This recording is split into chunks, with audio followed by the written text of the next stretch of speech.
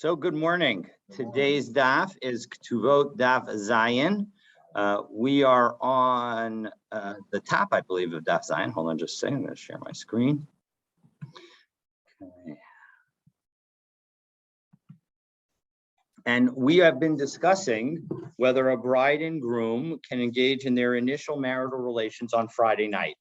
And today we begin at the start of the second line on 7a. On Daf Zayin Amud Aleph, at the very beginning of the line, and the Gemara is going to give us the rulings in connection with that cases. So, Rabbi Ami Shara Lemival B'Tchilas B'Shabbos. He says, Rabbi Ami says that it's totally permitted to do it on the first night, for the first time on Friday night on Shabbos. So Amrele Rabbanan, and it was a particular case. And the rabbi said to him, 1 second, they didn't even do a ksuva. How could you allow them to get fully married at that moment? So, Amar lahu, aspasuha metaltalin. They will, he can set aside certain movable property. So ordinarily, you can't convey things on Shabbos, but what he can do is say that I have this computer and this other things and these various movable pieces of property, and he can say that these will be set aside to cover the expense of your ksuva if in fact I do not, if we were to get divorced, or if God forbid I were to die. So that way the woman is protected. And so that was Rabbi Ami's solution to the fact that they didn't have a ksuva, so that they could actually get married more quickly. Yes, you need to have that. That's part of as we, in connection with our wedding ceremony, the giving of the ksuva is immediately after the irisin, before we make the sheva brachos, which are part of the blessings of the chuppah. So there are the various steps in the wedding process. The first, of course, is the irisin. That is when the groom says Hareya Mikudeshet Li B'Tabat Zu Kedas Moshe B'Yisrael, and then the Nisuin is when they do the Sheva Brachos underneath the chuppah. And so those two steps are separated in order to highlight the differentiation by the giving of the ksuva, which happens before the Nisuin. Okay, so Rav Zvid Shara L'Mival B'Tchila B'Shabbos, and we're going to talk about Sheva Brachos shortly. So it's a good introduction for that topic. So Rav Zvid said, of course, also that it was permitted to do it on the first time on Friday night.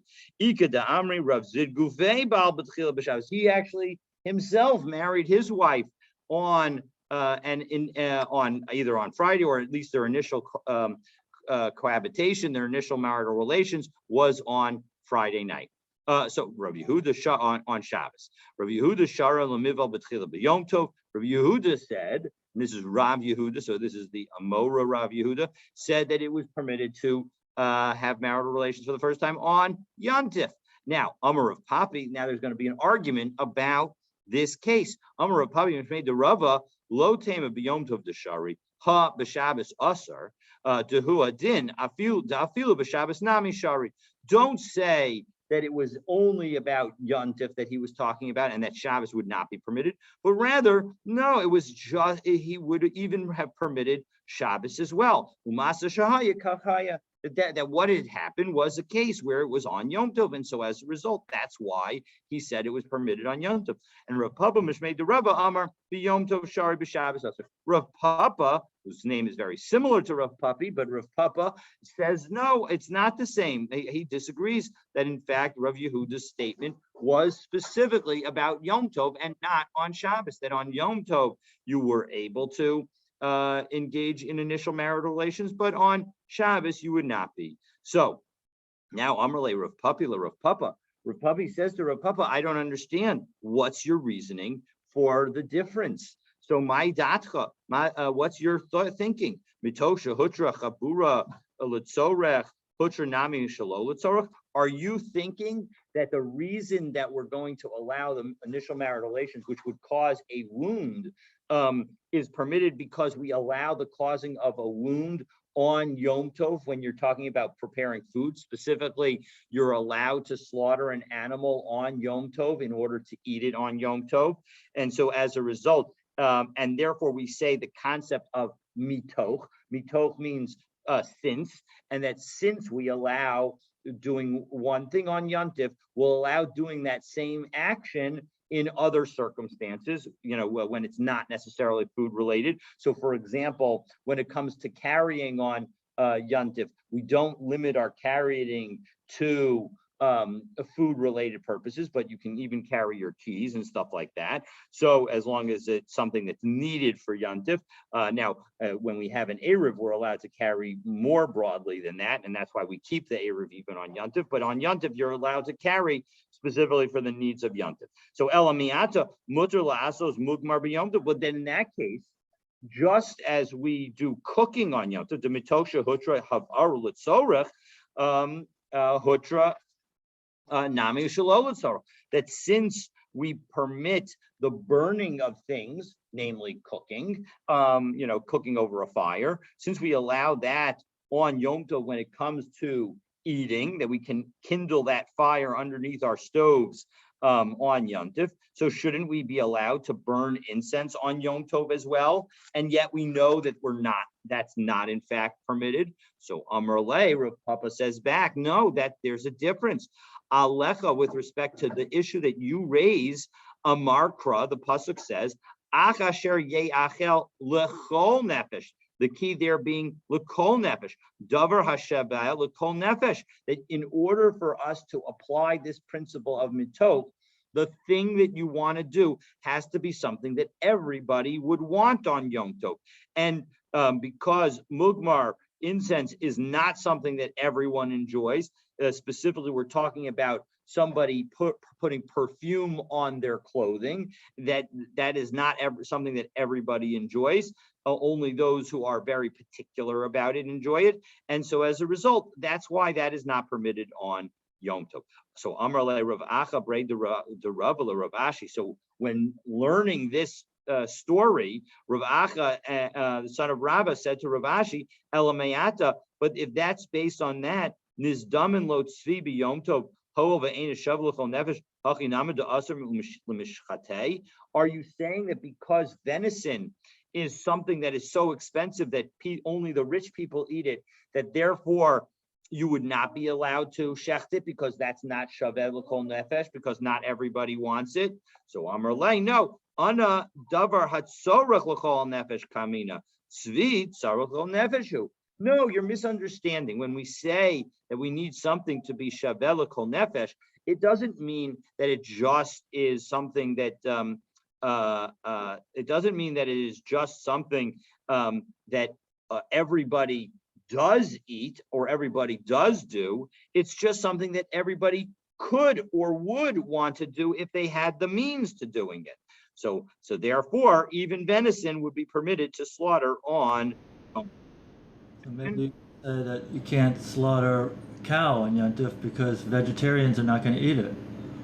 Correct. So that's an interesting thought. And I guess if in fact a majority of the people would become vegetarian, then maybe you would actually be able to make that argument that shechita would no longer be permitted. And indeed, it's interesting that you raised that. One of the topics that was discussed was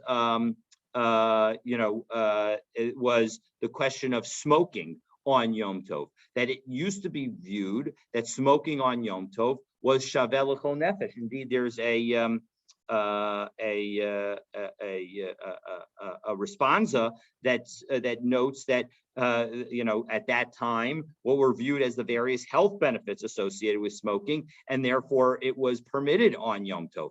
And I think most poskim today would say that no, it is not permitted on Yom Tov because it is not in fact shaveh l'kol nefesh. So I think that you're absolutely right that in fact if we all become vegetarians, then it would be prohibited on Yom Tov. Or maybe Okay. like a certain percentage, 25% or something, or some significant percentage. Yeah, well, you don't need the well, in the case All message. of vegetarianism, I would suggest that you would need more than 50% because the concept isn't whether or not you do it. The concept is whether whether it seems like you would say in general people would view this as something that would be desirable. And so you would need, and of course it also depends on why the people aren't vegetarians. If they're not vegetarians because of humane treatment of animals while they're alive, but they wouldn't necessarily have a problem with eating the animal when it's dead, but they're concerned about the incentives and the fact that the chickens are treated so poorly and the like. So then that would be one thing that might not necessarily change the Shaveh L'Kol Nefesh. On the other hand, if you're totally opposed to it, then I think those people would definitely count towards the undermining. What about like in a household? No, this goes community wide. So this is not, you wouldn't go by a single household. The Shaveh L'Kol Nefesh is focused on the entire Jewish community. Okay, so that, at least that's certainly the way I understand it. Okay, so now let's Rabbi Yaakov picking up. We're about a little bit more than halfway down in the narrow lines of Zion Amud Aleph. So Amar Rabbi Yaakov Bar Idi, Hora Rabbi Yochanan B'Tzaydon, Asar Livo B'Tchila B'Shabbos. So now we get an alternative position that actually Rabbi Yaakov Bar Idi says that Rabbi Yochanan taught that it was prohibited to engage in initial marital relations. Now, the Gemara is going to go on a brief aside about this concept of hora, that in fact, this ruling or teaching, umiika hora le'iser, do we actually use that word, hora, to talk about things that are prohibited? It just now where it said hora Rabbi Yochanan B'Tzaydon. So that's the issue. So the question is do we in fact use that word? And the answer is ain. Yes, we do. V'hatanan, 1 second, and indeed we learned it in the following Mishnah. Horuha Beis Hillel Shetei Nazira Od Sheva Shanim Acherot. That we have a Mishnah in Nazir where this is a case where Queen Helena, her son, goes off to war, and she says that if he comes home safely, she'll be a Nazir, and he comes home safely, so she's a Nazir for 7 years, but she's outside the land of Israel. Well, outside the land of Israel, the rabbis consider that to be a tameh location, and one of the things that a Nazir is not allowed to do is become tameh, and so as a result, Beis Hillel taught that when she came to the Eretz Yisrael, she needed to observe another 7 years of her Nazirut. So v'inami ki hadatanya. Alternatively, you can look at the following case: Chut hashidra shenifsak berubo. If you have an animal's spinal cord that is split, a majority of it is split, well then it is considered a treifa. Divrei Rebbe. Rabbi Yaakov Omer afilu nikav. Even if there's just a piercing in the spinal column, it would be a treifa. And Hora Rebbe Yaakov. And Rebbe would go ahead and teach stringently like Rabbi Yaakov. So again, we see that a strict rule is using, in connection with a strict rule, we use the word teaching. And Amar Rav Huna ain't halachik Rabbi Yaakov. However, the Gemara then wants to comment that in fact the halacha is not like Rabbi Yaakov with respect to the single piercing in a spinal cord, and so as a result, that would not necessarily be considered a treifa. So Rav Nachman Bar Yitzchak Masni Hache. Rav Nachman Bar Yitzchak taught the following: instead of teaching Rav Yochanan's ruling about it being prohibited the way Rabbi Yaakov Bar Idi taught it, he teaches it as following: Amar Rabbi Abahu, Shal Rabbi Yishmael ben Yaakov Demin Sur es Rabbi Yochanan ben Sidon. So Rabbi Yishmael Ben Yaakov from Tyre had asked Rav Yochanan from Sidon, Va'ana Shami, and he happened to overhear it. Rabbi Abahu said that he overheard it. Mahu livel b'tchil b'Shabbos. What's the rule about having marital relations for the first time on Shabbos? V'amrlei aser. And Rabbi Yochanan responded that it was prohibited. So it wasn't just an anonymous, it wasn't just a ruling, a theoretical ruling, but according to this version of the story, it was a practical ruling. However, the Gemara now concludes the in the end, we say that it is in fact mutar, and so as a result, that is in fact how we paskin that in fact you are allowed to have those initial marital relations even on Shabbos. So now we're going to turn to a new topic and the frequency of Sheva Brachos. Sheva Brachos is the party, of course, that we have for 7 days in most situations after a couple gets married. And so we have 7 days in which they're able to do Sheva Brachos. There we'll get to, okay, so let's take a look. So Amar Rabbi Chelbo, Amar Rabbi Huna, Amar Rav Abba, Bar Zavda, Amar Rav. So it was all said in the name of Rav, Achas Besula Achas Almana Te'una Bracha. Everybody, whether it's a first-time marriage or a second-time marriage, whether it's a virgin or a widow, there is a bracha that is required. And that bracha that we're referring to is going to be Sheva Brachos. Now, and you can see in Rashi, Birchas Chasanim, this is the blessing of the groom. So we're going to see exactly what that is, and we're going to get more details right now. Umiyama Rav Huna Haki, did Rav Huna really say that that even a widow requires a bracha? But Amar Rav Huna, Almana Eina Te'una Bracha. But we have a separate statement where it seems to be that he says that a widow does not require a blessing. So la kashya, kan bevachar shenasa almana, kan be'almon shenasa almana. No, maybe we can differentiate based on the groom, that if the groom has not been previously married, well then, that's the definition of a bachur, well then we will say that it is, that's where we have the Sheva Brachos. But when a widow marries a widower, so then we will not require it. But that can't be the true case. So that was only our initial answer, but we're rejecting that answer because of the following question. The almon shenasa almana lo, is it really true that you would not have a Sheva Brachos in that case? But Amar Rav Nachman taught, Amar li Huna bar Nasan told me, Tana, that he taught, there was a brisa that said the following, Minayin lebirchas chasanim ba'asara. How do I know that when we do Sheva Brachos, we need to have at least 10 men present? We need to have a minyan. Shneimar, vayikach asara anashim mizignei ha'ir vayomer shuvu po vayeshevu. That when Boaz goes to marry Rus, he goes and he gets 10 men from the elders of the city to sit at the gate, and they watch the whole experience. So Boaz almon, and Boaz himself was a widower, shenasa almana, and he married a widow, namely Rus Hava. So he was such a person. So my Eina Te'una bracha to Amar Rav Huna. So now we still have this question when Rav Huna says that you don't require a bracha. What does he mean? So Eina Te'una bracha kol shiva. You don't need to have a bracha for all 7 days. So it's not 7 days of Sheva Brachos when you have a widow getting married and a widower getting married. It's less than that. So let's see. But they do need 1 day of. Yeah. Are we talking about Sheva Brachos after the wedding, or are we talking about Sheva Brachos like under the chuppah? No, we're talking about Sheva Brachos after the wedding, or even the under the chuppah. Meaning, I think that the point is that for a widow and widower, all you need is the Sheva Brachos under the chuppah. That there is, and maybe the one at the meal immediately thereafter. But you don't need any further days of Sheva Brachos.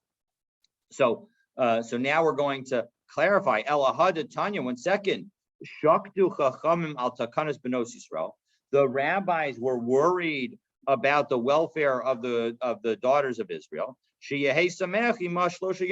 And they required that the grooms, therefore, should celebrate with them for 3 days. So what kind of marriage are we talking about? Or if we were talking about a unmarried man marrying a widow, Amrat Shiva, you said that an unmarried man with even a widow, you end up with 7 days of Sheva Brachos. The Iba Almon, but if you have a widower with a widow, Amrat Ayom Echad, then there's only 1 day. So what is our case? So Iba is Ema Ba'almon Yom Echad LeBracha Ushlosha L'Simcha. So we can answer in 2 different ways. One is to say that when a widow and a widower marry, yes, there's only 1 day of bracha, but we still have 3 days of rejoicing for them. The Iba is Ema, and if you want to say bevachor, that we're talking about a groom who is never married, shivas lebracha ushlosha simcha. That the basic rule is that you have, again, where a never married groom is marrying a widow, so then you'll still have 7 days of Sheva Brachos, but only 3 days for rejoicing. And so you can see the chart that I have on the screen, which is we now have 2 different, there's the groom and there's the bride. So if the bride and groom were never married, so then the Sheva Brachos and the rejoicing are both going to be 7 days. And if you have a never married bride, even with a widower, so then also the Sheva Brachos will be 7 days and the rejoicing will be 7 days. However, when you're talking about a widow, so then if the man has never been married, so then there'll be 7 days of Sheva Brachos and 3 days of rejoicing. And if there's with a widower, if it's a widow and a widower, so then there's 1 day of Sheva Brachos and 3 days of. Well, what's the difference between rejoicing and Sheva Bracha? That is a good question. I believe that the main concept is the working that's associated with it, and the idea that the groom should be there to support the bride. And so there's an idea of not doing malacha when during the days of Sheva Brachos. But the idea of not doing malacha, the idea of not doing work, is in order, would be to celebrate and rejoice with the bride. Okay, so now that we've got that, so now the Gemara asks, Meisvei, 1 second, Mavarkan lebasula shiva. We have a ruling that says that we make brachas for a virgin for 7 days, u'almana yom echad, and for a widow for 1 day. So my lav afilu almana shenisis lebachor. Doesn't the implication of that brisa suggest that that the almana, a widow, will have 1 day of Sheva Brachos irrespective of her husband? Lo la'almon. No, it's talking about 1 day for a widower. Well, avalavach my, but then how do we know what the story is? Shiva, so that we have 7 days. So ihachi listening mevarkan lebasula shiva ula almana shenisis bakor shiva ula almana yom echad. Why not have the teaching be explicit that when it comes to a basula, when it comes to a first time marriage for the bride, so then we have 7 days. But when it comes to a widow, if she marries somebody who is never married, so then we have 7 days as well. But if she marries somebody who was already married, so then we'll have only 1 day. So milsa pasikta katani. No, we don't want to teach a dependent clause. We want to teach something that is absolute. So deleka besula devatzar meshiva. Just as there is never a virgin who has less than 7 days of Sheva Brachos, deleka amana devatzra biyom echad. There won't be any widow who has less than 1 day. So everybody gets at least 1 day, and the first time bride gets 7 days. Okay, so now we had mentioned. I assume a migaresh or so migaresh and a widow are going to be treated similarly. Okay. I don't know why it doesn't mention that, but And that's a good question. I don't know why it doesn't mention that. So now the Gemara is going to jump off on the fact that we mentioned before this story of Boaz and Rus. And so we say Gufa, we had said, Amar of Nachman, Amar li Huna bar Nasan, Tana, we taught a brisa, Minayin lebracha chasanim basar. How do I know that Sheva brachas require 10 men to be present? Right? Boaz takes 10 men, and that's where he's going to marry Rus. So Rabbi Abahu says, Mehacha. No, he disagrees. He says it's from a different verse. It's a verse in Tehillim, Parak Samachet, Pasuk Kav Zayin, where it says, B'makelos Baruchu Elokim Hashem Mimukor Yisrael, that they blessed the God Hashem from the Mimkor, from the source of Israel. Now, the source is also a language that is used for the word womb, and so the idea is that in an assembly, in a kehillah, that is where we bless from the womb. So womb, we associate childbirth with the womb. Childbirth is really a game of almost like telephone. I don't know, word of association. So Makor, source, is associated with womb. Womb is associated with childbirth. Childbirth is associated with weddings. So we have weddings. That's what we're talking about. And then Makelot, Kihila, is associated with Edah.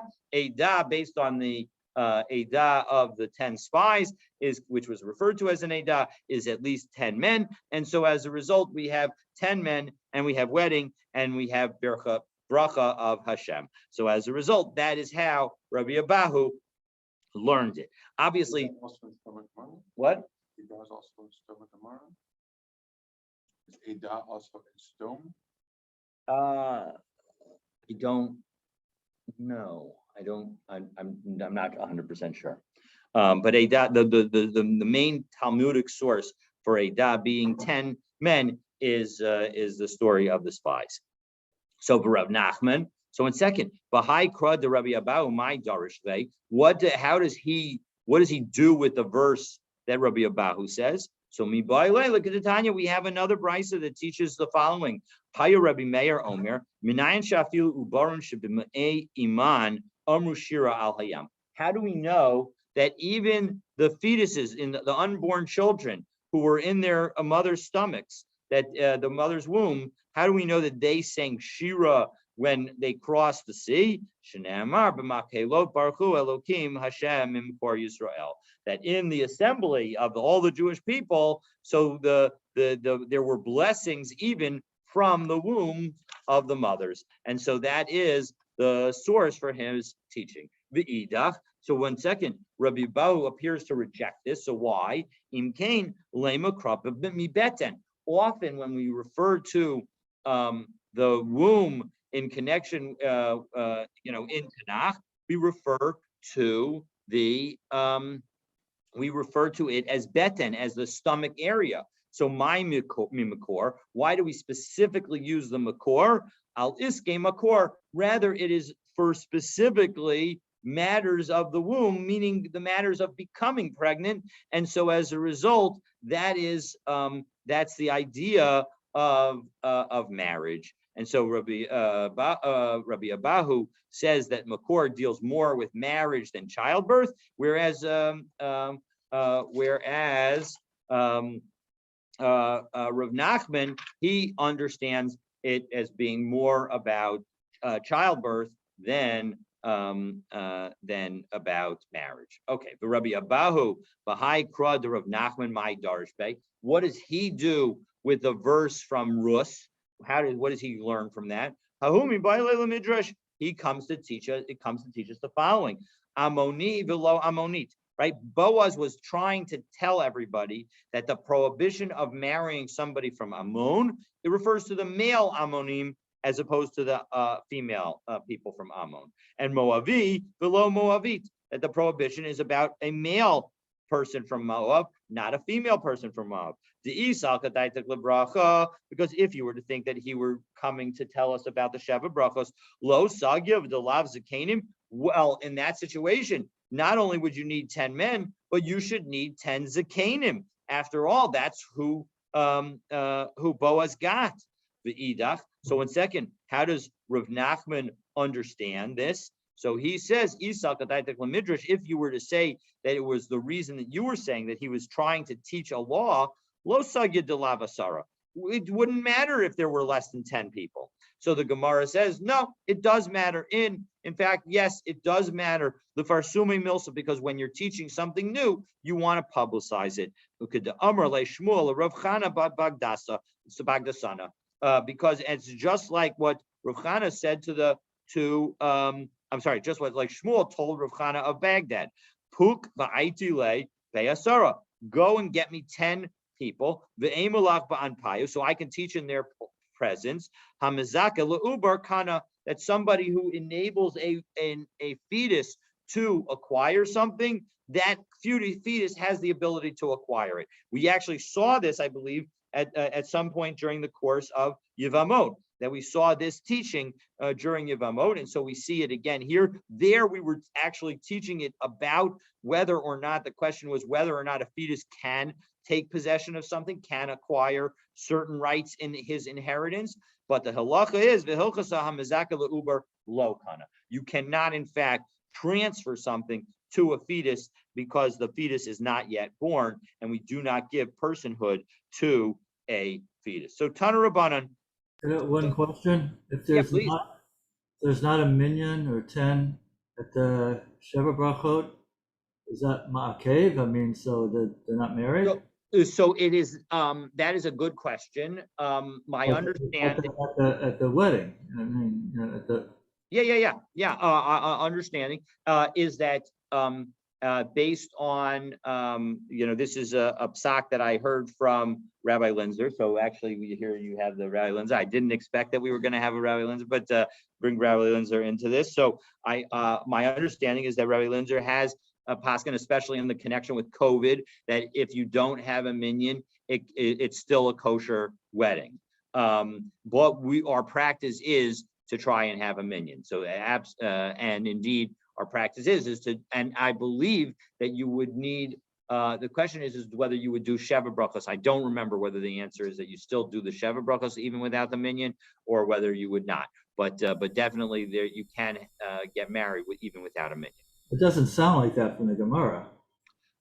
True. That is it is certainly would only be b'diavad, that we would not want a person. In general, we require 10 men to be present, but certainly we would. And there's no question that if one were to say Harayat Mekudeshet Li B'Dvat Zukadas Moshe B'Yisrael to somebody with the that is sufficient for the erisin. So and that there you don't need to have a minyan, or certainly you don't have to have a minyan and thereby require a get. That is why it's very important that people not say that to random people on the street. Okay, so but with the Adim have to be like, are they Adim? They have to be like kosher, So again, without Adim, we still, I believe, will require a get if it's said. But with Adim, there's no question that it's valid, and we would do Adim lechatchila for sure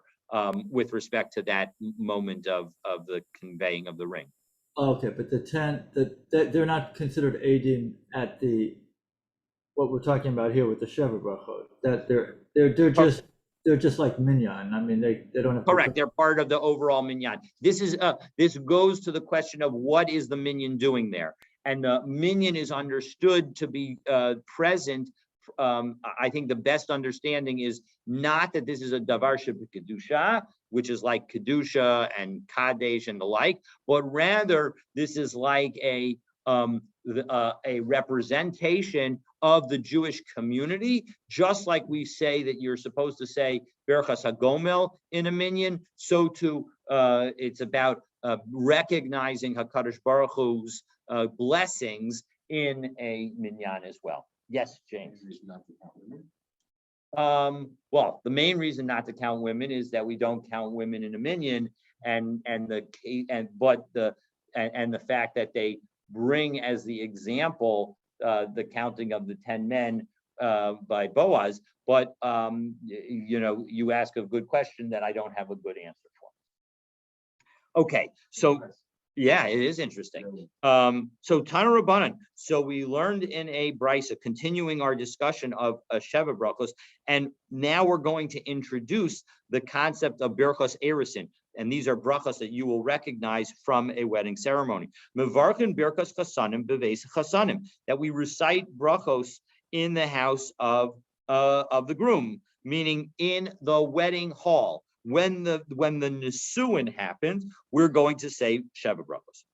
Rabbi Yehuda Omer, Afa Beisa Erusin Bevarchanosa. Even at the time of Erisin, when the Erisin is done effectively a year earlier, or for us earlier in the day, you would also say it. Now we don't say that, but Amar Abaye Uv Yehuda Shanu Mimnei Shemisyached Ima. That the reason that Yehuda taught his teaching is because in Yehuda, in the area of Yehuda, within Israel, the bride and groom would seclude themselves, meaning that they would have yichud even after it. Even after Erisin, even though they're not allowed to engage in marital relations, they would be more accustomed to one another during that year-long period, and then they would eventually do nisuin, and then they would actually have marital relations. Okay, so Birchas, so now Tanya Edach, we have another brisa that changes it a little bit. Mevarcham Birchas Chasanim Beveis Chasanim, that we make the bracha of Chasanim, namely Sheva brachos in the house of the house of the grooms, namely the wedding hall. Birchas Erusin Beveis Erusin, and there's a separate bracha of Erisin in the house of Erisin. And now we're going to hear the brachot that are mentioned at the very beginning of the wedding. So Birchas Erisin, my mevarch, what did they bless? So Rav and Rav Ada, Rabba bar Rav Ada, Tarvayo Mishmei Rav Yehuda Amrei, they both said in the name of Rav Yehuda, Baruch atah Hashem Elokeinu melech haolam asher kedushanim mitzvot tzivano al ha'arayos va'asar lanu es ha'arusos v'hider lanu es ha'nesuos al yidei chuppah v'kiddushin. That the initial thought of the blessing was just this part of it, which is to say that blesses Hashem, the King of the universe, the who sanctified us with his commandments and commanded us in connection with the forbidden unions and prohibited us to engage in marital relations with an arusa, with somebody who had done erisin.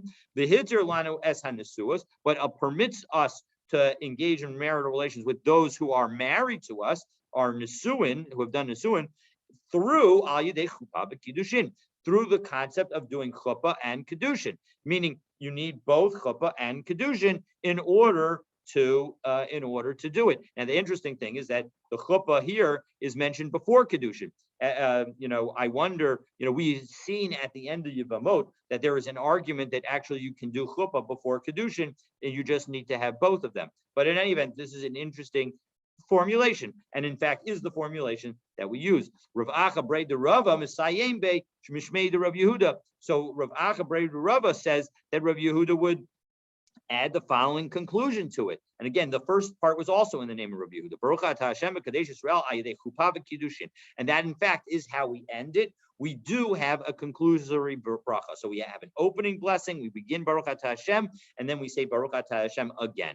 So mandalo chasim, those who don't require a conclusion, midi to have birkas peiros v'ar birkas mitzvos. They consider this bracha like a bracha of doing mitzvos or before you do a mitzvah or before you eat fruit, before you eat food. So man dechasim, and those who say it requires a conclusion, midi dahavi akidusha. It's like Kiddush on Shabbos, where we begin with a bracha, Baruch atah Hashem asher bachar banu, and then we end with Baruch atah Hashem mekadesh hashabbat. So Tanu Rabbanan, so Tanu Rabbanan. 1 second, is that where I'm? Hold on, we're stopping here. Yeah. Okay. So you know what? Let's pause here, and we will pick up with a discussion of more about Sheva Brachos, God willing, tomorrow. What was the point of that last clause? The point of the last clause is there are two different. That's a good question and worthy of spending a few moments on. So there are two different kinds of bracha. So when we make a bracha, Baruch atah Hashem Elokeinu melech haolam, shakol niyeh bidvaro. In that bracha, which we say that we drink water, etc. So that bracha only has one phraseology of Baruch atah Hashem.